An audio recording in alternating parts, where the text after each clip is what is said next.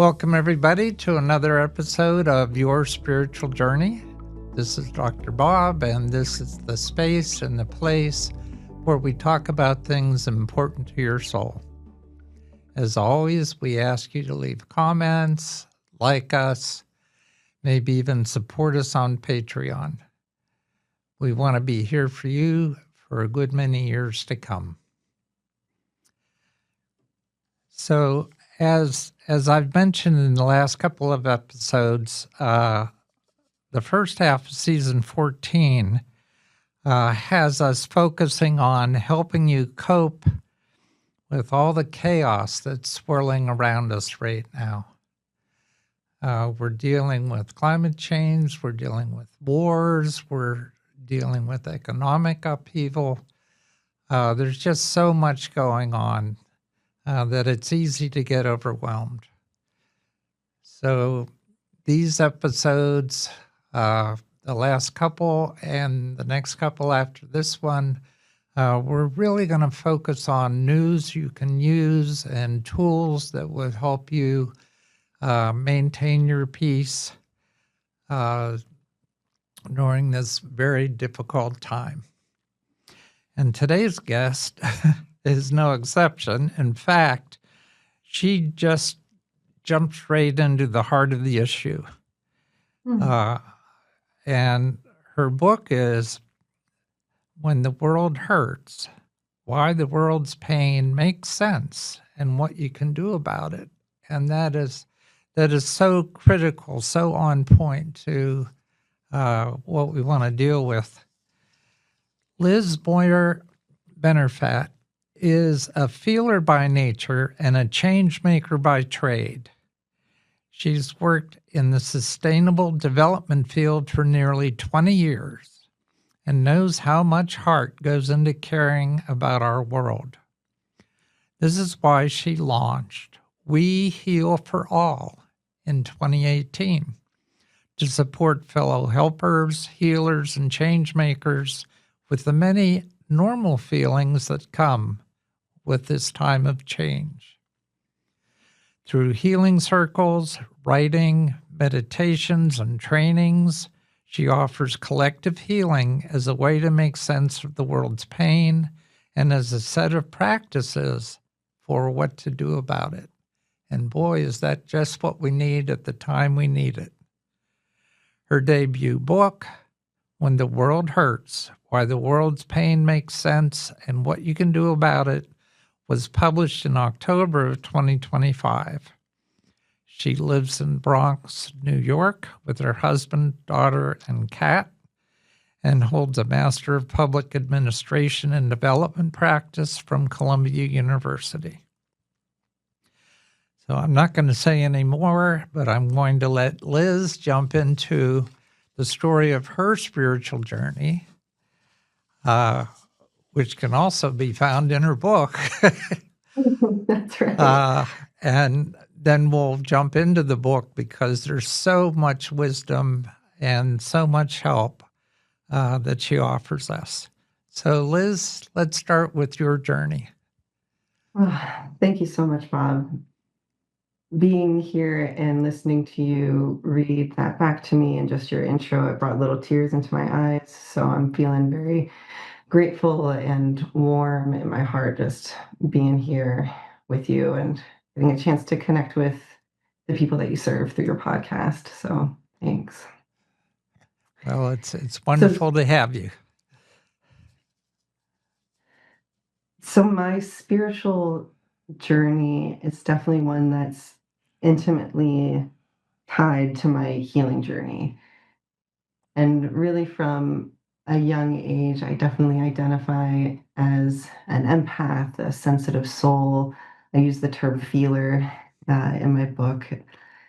And it's really through that innate sensitivity and growing up in a family that has so much power and beauty and strength, as well as, like all families, wounds and patterns that had been inherited and passed down through generations, and struggles with addiction and all sorts of different things that, my sensitivity, and I believe also spirit, source God was like, all right, little mama, either, be eaten by the pain or be eaten by just the, reality and challenges of what it is to be human in this world, or lace up your shoes and learn how to dance.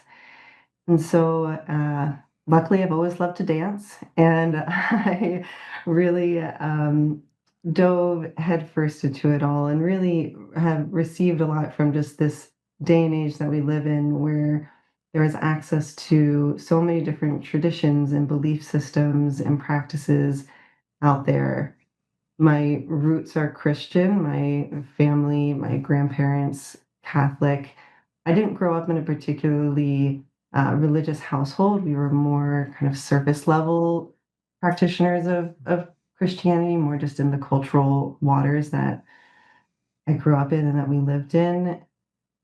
But it's been through over time, going to a Jesuit university for undergraduate school, really being blessed by getting to sit and practice Zen meditation practices at Buddhist monasteries, and just again receiving from the wealth of wisdom traditions out there, that I've been able to develop and kind of form my own tapestry of spirituality and sense of spiritual self, which is really just at the heart of everything I do, and also the heart of this work for me. This work for me is definitely a spiritual calling that was voraciously knocking at my door for many years. And so, yeah, there's so much more to share about that, but I think I'll just pause right there.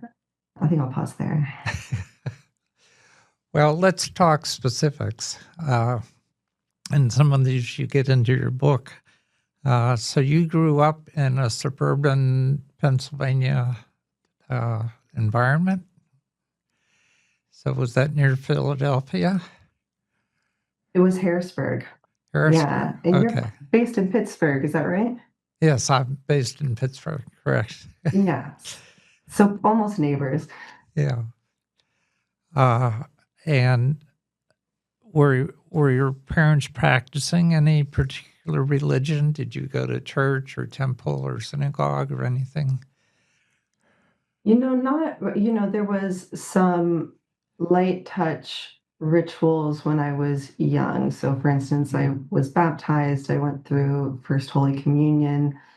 Um, my mom was raised Catholic, and so our connection to church came from there.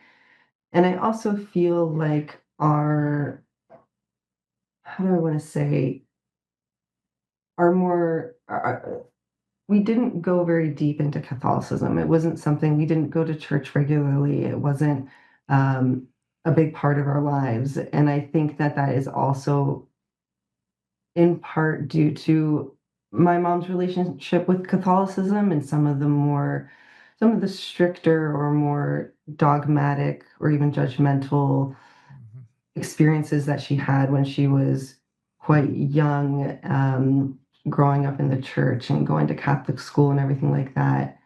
And so, for instance, my parents got divorced when I was about 12. And I know it was a complicated experience for my mom around the church. And I don't think in any kind of really deep way, but I think just for her, having an inherited sense of guilt or shame around certain things that then didn't line up with our life, made it so that, you know, being part of a church wasn't really a big part of our world. Okay.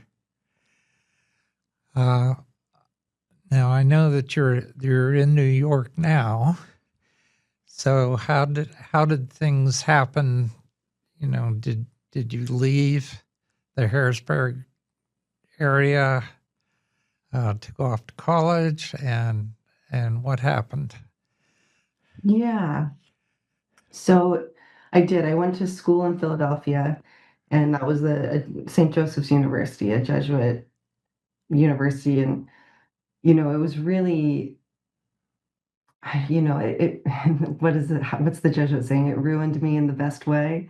Yeah. The Well, that's and an for those, interesting choice for someone who's not feeling connected to her Catholicism. yeah, it's so true. It's so true. You know, what what I gravitated towards with that was the focus on service. For those who aren't familiar, the Jesuits are a more liberal sect of Catholicism, and so even a focus on social justice as being a focus within um, the curriculum in the school. And I was really fortunate to get involved in some of these immersion programs where the first trip that I took was to Tanzania in East Africa. And not only the experience of going somewhere totally new and being on foreign land and getting to really just have such a profound experience of seeing the light that I knew and loved and saw in the eyes of my friends and family and loved ones, seeing that reflected in the light of someone's eyes who was on the total other side of the world for me was so powerful. But also the way that the university designed these service learning trips is that there was reflection baked into it, within the Yeah. Ignatian spiritual tradition, just reflection. And, leading up to the trip, I have a memory of us sitting in this room and the facilitator or leader of the group asked, what does your spirituality mean to you? And tears were just welling up in my eyes because I felt so constipated around that question. Like I really didn't have an answer to it by any means. And it was on this first trip abroad to Tanzania that in another one of our, debriefing reflection periods, that spirit showed me what my spirituality, like spirit showed itself to me. And I saw and recognized and realized just how, all the different trials and tribulations that happened in my childhood, in my younger years, I really wasn't alone in those.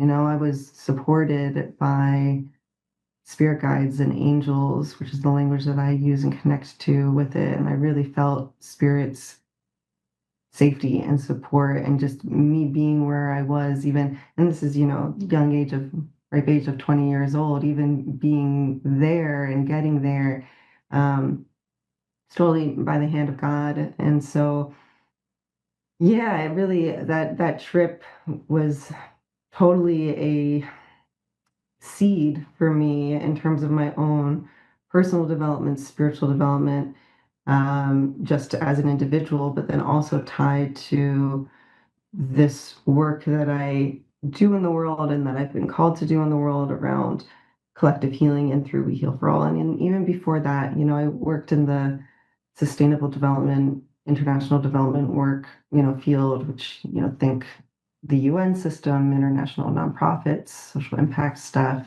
And, my draw and reason for going into that is absolutely rooted in those experiences I had in Tanzania tied to spirit.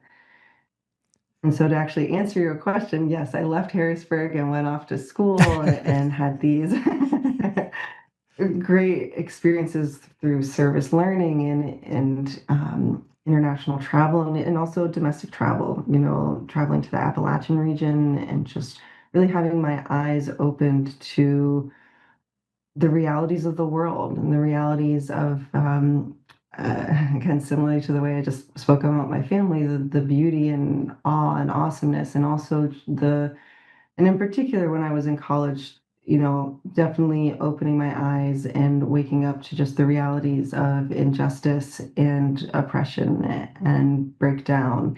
And even in, being in Philly, just the reality of structural poverty and inequality that you could see and feel, just a couple blocks away. Or so, Yeah, all very transformational experiences for me.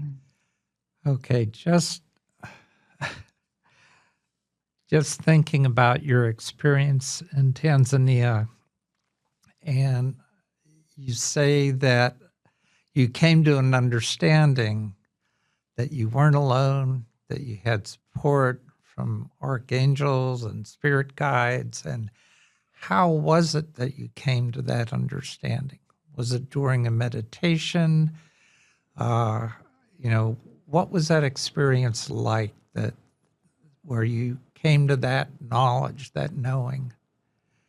Mm, Thank you for that question. It's a beautiful question. So logistically, it was in a logistically, it's a funny word to use with this. It was within a reflection circle.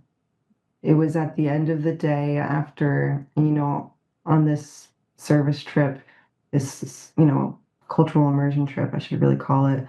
We visited schools, we visited seaweed farmers, we visited women's groups, and it was really about learning and being exposed to new things that stir the heart and that stir the imagination and that um, challenge worldviews, Mhm. right? And so it was in this reflection circle at the end of one of the days where, and I remember, I think it was even the image that's coming to me is that it was even in the bus that we traveled around in. There was a group of maybe like 10 or 12 of us.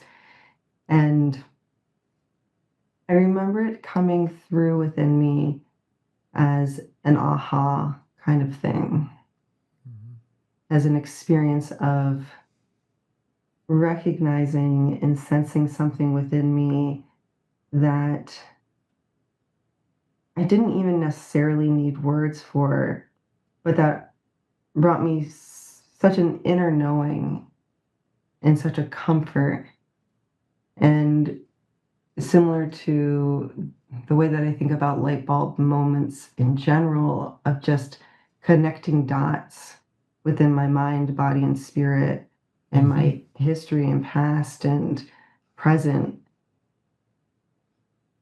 And it's interesting to think about just the context within what that was happening. You asked, was it in a meditation? I think that there is such a power in community space that is supportive and safe enough for people to come together and really be with what they're holding and sit with and grapple and be in a contemplative space, or even in a grieving space or an ecstatic space or whatever it might be. And it's very cool to think about. I've never actually thought about it before, that now through my work with We Heal for All, one of the main ways that I work with people or I'm in community with people is through circles and through people coming together in community and sitting together and being with what they are holding, what each of us is holding and experiencing as it relates to the world. Not only for the support of just being together, because none of us are meant to go through this alone or hold the pain of the world alone or our own questions and moral grapplings alone, but also in order to collectively unearth wisdom within what we're holding to. I find there's something very special and magical and spiritual that happens when a group comes together in an intentional way. Um, and so I appreciate your question. Yeah. Well, your journey, as you outline it in the book or summarize it in the book, uh, also, uh, I guess, takes us through some experiences of outrage, of your need to make a difference in the world, of your struggles with, uh, I guess, the ways to express and make change. And you went through not just a transition, a transformation. And maybe you could talk about that a little bit. I know that there was an election year that really, really kind of set you back a little bit, but it also opened your eyes. That's absolutely right. I know. I wonder if any of your listeners can even guess what election. I don't want to make assumptions about anyone. Yeah, well, you're absolutely right. I am, not only a sensitive soul empath, but I'm also I come from a family of fiery people. And so there's a lot of passion and that is innate in me. And in my college years and in those awakening experiences that I was having, really opening my eyes to the reality of the world for the first time and really feeling it in my body too. Like feeling the reality of injustice and, yeah, just the material deprivation and just the inherent unfairness within it all, right? To Yeah, really face that and be with that is a lot. And so, as a young person, and to this day too, But I'll finish this and then circle back to this thought. It absolutely activated a warrior in me. It activated something quite fierce and understandably so, right? To really look at the reality of suffering in the world and the reality of inherent unfairness. It understandably can activate things, and it certainly did for me. And so there were many years of me just being this fiery activist of really grinding my wheels down and honestly also pushing others away because the pain I was carrying, I felt so alone with it. I felt so alone 'cause for me, I was like, how are we not all, why doesn't anybody else see this? Like, this wasn't conversations that was happening in many circles in my world, and I felt a duty to ring the alarm on it. And because of the rawness of it, the newness of it, as well as the amount of emotional heat to it and emotional pain to it, it really, you know, looked like very confrontational, right? Very right. confrontational ways of trying to get my point across or stand up for these things. And it was the 2016 election that was such a turning point for me. So, right, timeline wise, I'd say I really started to have this social awakening in like 2009, 2008 kind of a thing. And then I channeled that into going into the field of international development. I was on a path of psychology and neuroscience, and once I really started opening my eyes and feeling this drive to do something about what I was coming to realize, I then pivoted towards sociology and then international development and sustainable development.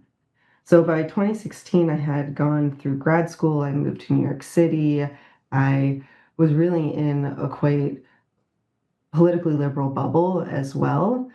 And so I found myself super taken aback by the results of the election. I think the kind of bubble mentality that I was in, as well as um, a judgment, like an air of judgment that I also was Right. carrying Yeah. in really not understanding the appeal or draw towards a candidate that really just represented so many things for me that I was actually fighting. I was working again, to change. And um, interestingly, too, as again, I really look to spirit, source, universe as being the co-conspirator in this. It was a week before the election results that I had a really profound healing experience at a silent meditation retreat where there was a deep childhood wound that showed itself to me, really affirming certain things to me that I just had a felt sense suspicion of prior. And so it was a week before the election that, my heart was ripped open. And in a constructive way, ultimately, but I was definitely in a very tender place. And I went into the 2016 election, thinking that we were about to elect the first female president. And so it was really an interesting experience for me because what I found in the weeks after the election is that, pain from my own personal life was getting very coupled up and overlapped and just in a big knot and ball with pain from my country, collective pain. I like to use the term collective pain bodies, which is a catch-all term for me of just thinking about collective wounds or collective experiences held within groups. So within a country, or can also be within identity specific groups. So within women, within marginalized communities. And so I found that some of my go-to tools for trying to do something about what I was feeling, especially as it related to politics, were tools of communication, which were tools of being able to sit across from somebody who was politically divergent from me or had different views from me and be able to actually speak and share what I wanted them to know. None of them were available to me. Right? Yeah. None of them. They were all out the window, and again, understandably so, and I think it's something that a lot of people can relate to in different ways. But it really it was the first time that I really saw how much it gave me a new perspective on my own relationship with the world's pain. My own relationship with the world's pain. And, I say in the book that instead of, you know, taking it to the streets, although I was at that women's march, I put my butt back into therapy. And it was like, I've got some layers here to untangle and to work with. And it was really a powerful moment for me in deepening, and really it felt like a starting point in many ways too of just the relationship between healing and social change. Yeah. Yeah, that's I guess the way that you talk about this in the book and your authenticity and transparency and honesty is so attractive Mm, that I have to say between that and your approach to the book as it being a workshop because you're used to doing workshops. And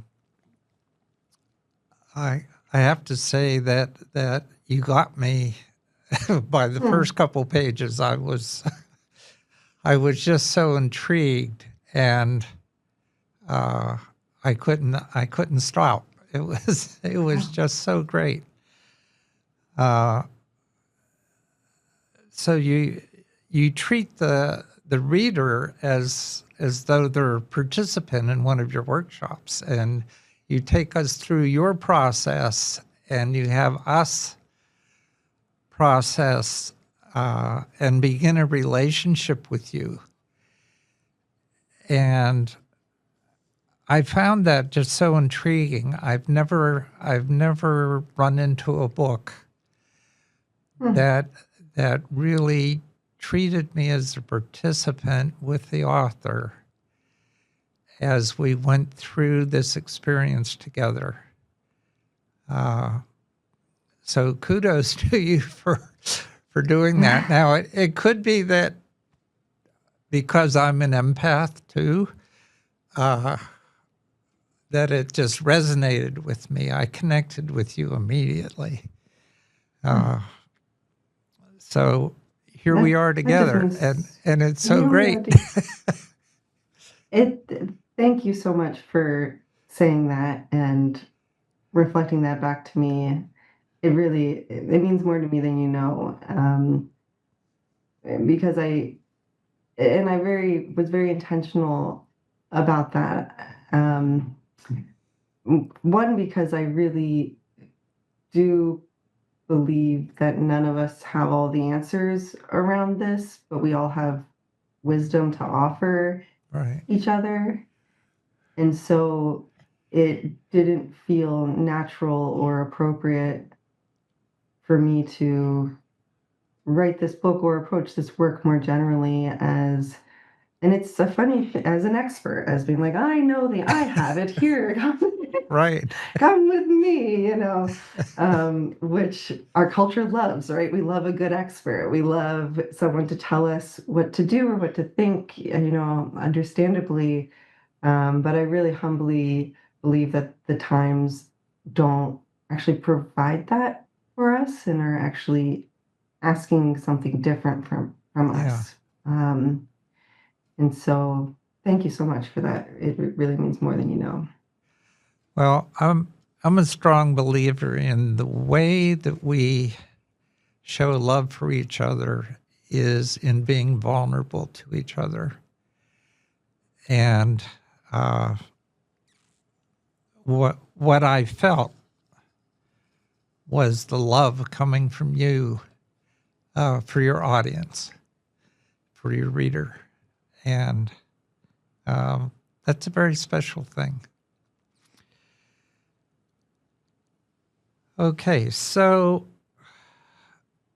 I think it's time to get into the book since we've been kind of skirting around it here and there, and really talking about it straight on.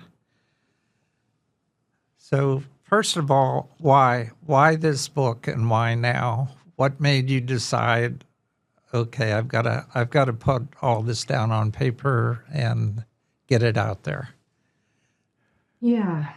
Well, I started writing this book 8 years ago when I first stepped into this work of building We Heal for All. And really for me, I was in a 9 to 5 job at a nonprofit organization.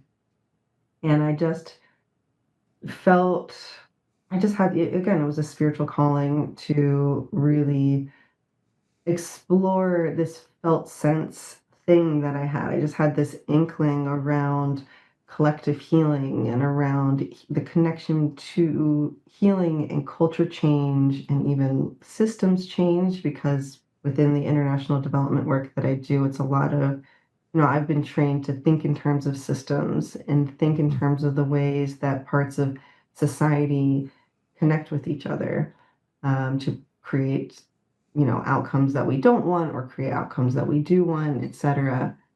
And so, it was in 2018 when I left my 9 to 5 and stepped into this work that I had more of a felt sense of it than I had any crystallized idea of what it was or what it would look like.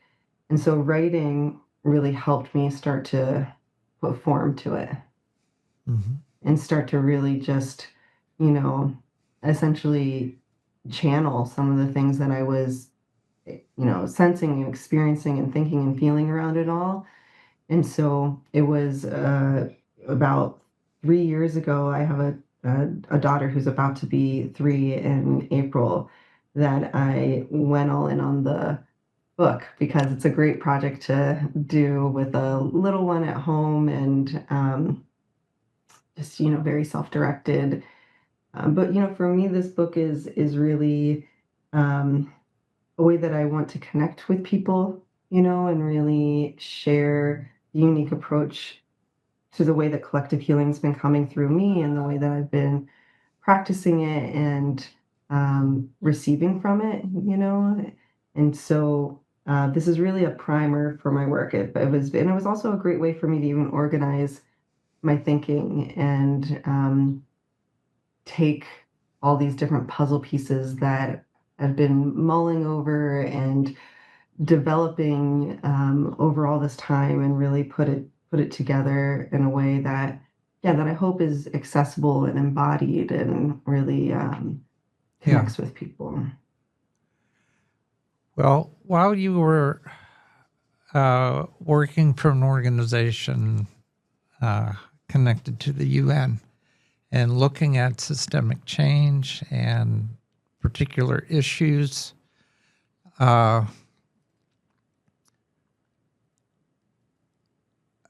I got the sense that it was sort of among that environment that you felt that people were burning out because they weren't what they were doing was seemed to be very helpful, but then looking at down the road and uh, thinking about how issues really play out as you implement certain quote solutions, that the solutions have unseen consequences that when you first implement them. And so as you were living that, and you were, I guess you had colleagues living that, and you saw how things were playing out, did you feel that you might come to some answers or some helps for people in that situation where they feel like they're having an impact, but then the real impact down the road isn't exactly what the intended consequences were? Yeah, yeah, absolutely. I think that for people who work in the social impact arena, and again, this can be nonprofit organizations, UN, this can be advocacy work. Um, there is such a high level of burnout. There's a high level of compassion fatigue. And then there's also the very real experience of the social progress is incredibly nonlinear, Mm-hmm. right? As much as we would love to think that it's an A plus B equals C thing, it's just not even close to being the case. Things work in cycles. Society goes through cycles. There are, like you said, unintended consequences to interventions or policies or programs that are put in place that even have the best of intentions, but you know, there's a real level of uncertainty to the world and just to the reality of the world, and especially in this day and age where things are moving so quickly and changing so quickly, and really there's a quite fragile nature to our geopolitical system and even the interconnected nature of our system, just, you know, between commerce and information communication technology, all these different things. And so, for professionals who work on these issues, and I'm honestly just thinking about clients I've worked with, but even just friends, there can be a lot of feeling or like disillusioned. I think that there can be experiences of disillusionment. I think that I actually find that development practitioners, or again, social impact professionals, have a really interesting position that they sit in, because they're managing complexity in many different ways. They're managing complexity in terms of navigating complex systems and designing solutions within it. But then they're also managing the complexity of being face to face and nose to nose with just the most dire realities of our world: war, famine, poverty. But then they're also deeply involved with really awesome and creative and intelligent solutions that are being tested and tried out there. So I think that something that I advocate for is more of that emotional tool building for professionals, because that's a wide gamut uh, of an emotional palette to have to Mhm. be with and to navigate within, again, just the highs and lows of a give just, work in general, right? Let's just even take work-life balance in general, let alone if your work involves being face to face and nose to nose with these kind of topics and issues. So, Yeah. Well, I guess one of the lenses that I wanted to view your book through was, the approach that you take and some of the suggestions and perspectives that you have. Would they be of benefit to that group of colleagues at this point, and uh, help them, I guess, deal with burnout and deal with what they're facing? So I was curious to know uh, if you've had any feedback from people in those positions, and uh, if beyond, feeling, well, boy, here's somebody who understands me, mm, uh, mhm, also saying, yes, this was really helpful. Have you had that kind mhm. of feedback? Yeah, and I'm curious if there's a particular part of the book that you're thinking about, because your question makes me think about how with this work, and it's actually just from a business perspective, if you will, or as a Okay. as a messaging perspective, Uh-huh. um, I I think a lot about uh, framing messages differently for different folks, just Right. depending on their needs, and so definitely my experiences within the UN world or academia, Columbia, it very much leans more in that technical, policy oriented academic space, a more materialistic worldview. I have been very pleasantly surprised by openness to conversations about consciousness and empathy. I mean, there's definitely that out there. But the way that I talk to my yogi friends and my fellow empaths and feelers about this work is different. Sure. Sure. And so I wrote this book definitely more with the empaths in mind. Mhm. But for instance, I did a workshop with a UN organization just a couple months ago, and um, the the recognition of the need to even just acknowledge the emotional impact of these global issues Yeah. is growing. And so yeah, I hope to be a bridge with it, but it's true. Depending on who I talk to about this, I will Yeah. speak about it a little differently.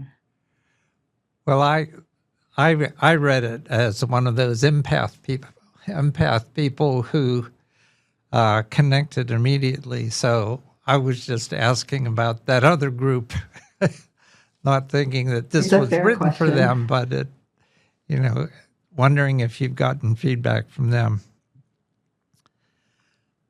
So I'd I'd like to give you an opportunity just to let our audience know about the three healing centered perspectives that you present in the early chapters.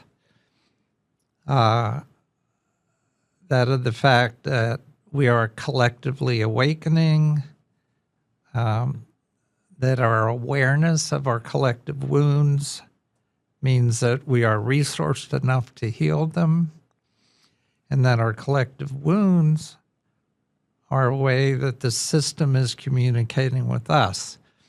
Because as I read through that portion of the book, I thought, okay, there's hope. This is progress. This is taking us forward to where we need to get to. So we should be able to look upon this chaos around us as uh, important in getting us to a particular place.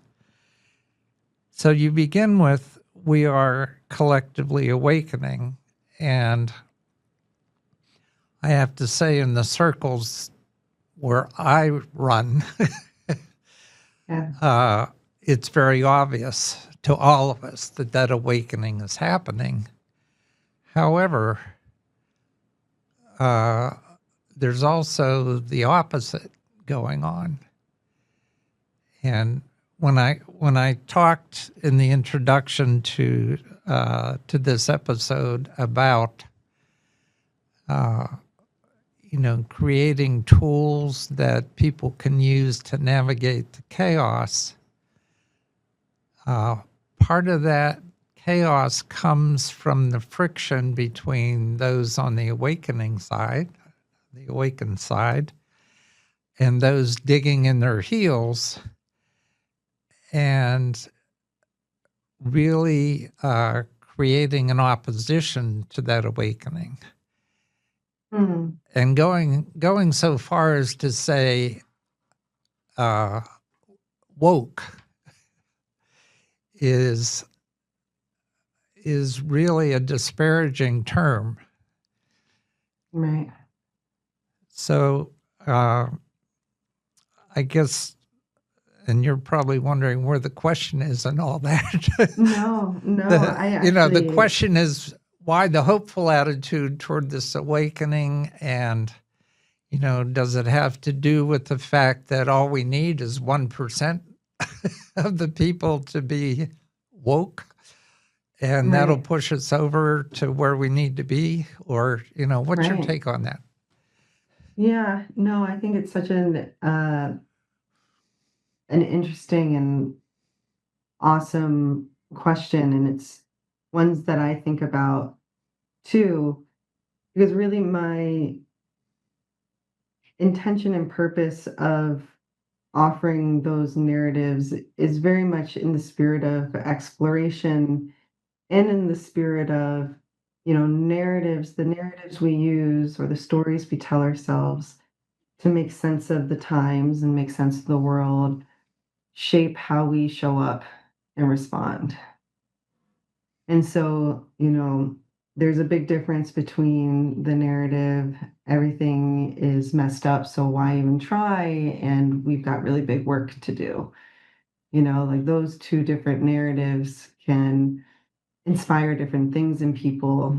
And I've always been inspired by this question of, and this invitation that I feel to, like, what, look at the world as if she is a person, and look at the phenomenon going on right now. Look at the patterns, look at, the ebbing and flowing that's going on. And what can I take from what I know and what we know as a society about healing at an individual level, and just playing with applying some of those principles to the collective to see what kind of new insights come through. And when I think about this collective awakening piece, which I really do feel and see, I even feel and see it in this age of awareness that we're in terms of media and education and science, scientific developments. Um, I think it actually makes me think about just the need for healing and the value of healing. Because to wake up to things also, to wake up to beauty and, the mystery of life also involves waking up to all to muck too, and to pain and to grief, right? Whether it's just grieving, not having that kind of love in your life prior or whatever it might be. And so, again, when I play with this kind of zoomed out perspective of looking at the world right now and looking at everything that's going on in terms of, yeah, the political fragmentation and the pushback and the amount of division and discord, and um, it actually makes me think about collective wounds, which I have a chapter on in my book. Um, I'm kind of coming, two thoughts are coming to me right now, so I'm going to actually go back to the first one of, it's hard to see things. It's hard to see things, and I really think that there's a strong need to have support in integrating what we see. We are seeing so much these days as a society, and I think about climate change, for instance. Like, we've had scientific data about the effects of global warming for genuinely 100 years, over 100 years, Right. but the inaction around it doesn't come from lack of information. Of course, it comes from, propaganda, pushing it back. There's all sorts of stuff like that. And, I personally think it also comes from Zewa Woodbury is a researcher who coined this term of climate trauma, or just the enormity of really sitting with the reality of climate change, the reality of even the moral injury of reckoning with living in a, which, I'm thinking right now, look at my technology setup. I got lights going, like, to really sit with and face and Hmm. grapple with the fact that I'm complicit in it, right? I participate in a system that doesn't align with my values as it relates to climate change. I think, there's something there around that, around, Yeah. a lack of tools. And that's the way I use healing too, from the fields of clinical psychology and neuroscience, of healing centered ways of processing what's going on, which means emotion centered ways of really working with our emotional experiences in order to integrate them Yeah. in. Well, and I love your analysis in the book around this and the role that emotions play, and to actually talk about collective emotions, that there's, Yes. that whole response to climate change is an emotional response, as you said, because we all participate in that same problem. We are part of the problem. I mean, what that does say is that we can also be the solution. That's right. But what that requires then is taking responsibility for it. That is the hard part. It's just like, as we're awakening and we're becoming conscious and aware, then we can't go backwards. We can't ignore that, and we have to take responsibility for what's going on around us. So, Which is not straightforward, no, no, not at right? all. Not Uh, at all. but I have to say that, regrettably, we're coming to the end of our time. And I Oh, feel like yes. we Oh, could that talk makes for sense. another hour. I completely agree. It just, the time just goes so fast. Yes. Uh, so, audience, you're just going to have to read the book. That's all I can say.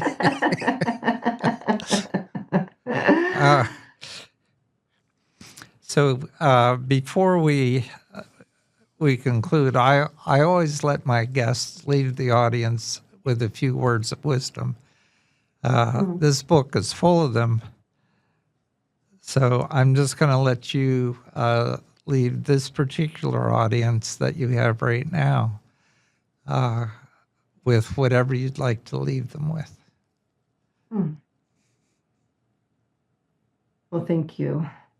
Thank you, Bob. And what's coming through to me right now is really a gratitude to your audience, too, because to be interested in this conversation means that you care.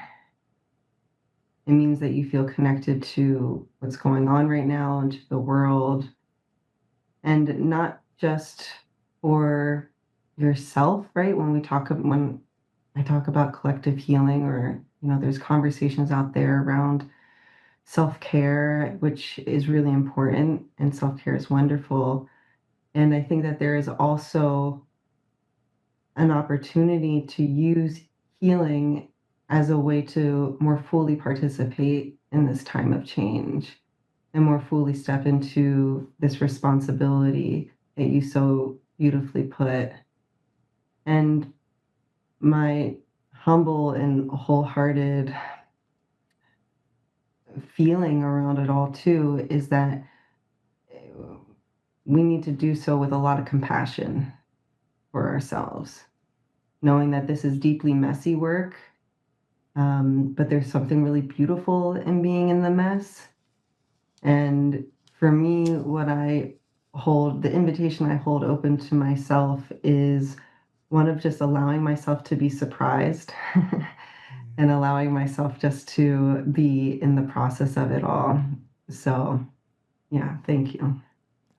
So if anyone in the audience wanted to participate in your healing circles, how would they go about doing that? You can find me, I would absolutely love that. You can find me through my website. It's wehealforall.com. It's FOR.all.com. I'm on Instagram and Facebook as well, so you can find me there. Okay, great. Well, audience, as always, take what resonates with you and incorporate it into your life and put the rest on a shelf until you're ready to deal with it. And until next time, this has been your spiritual journey.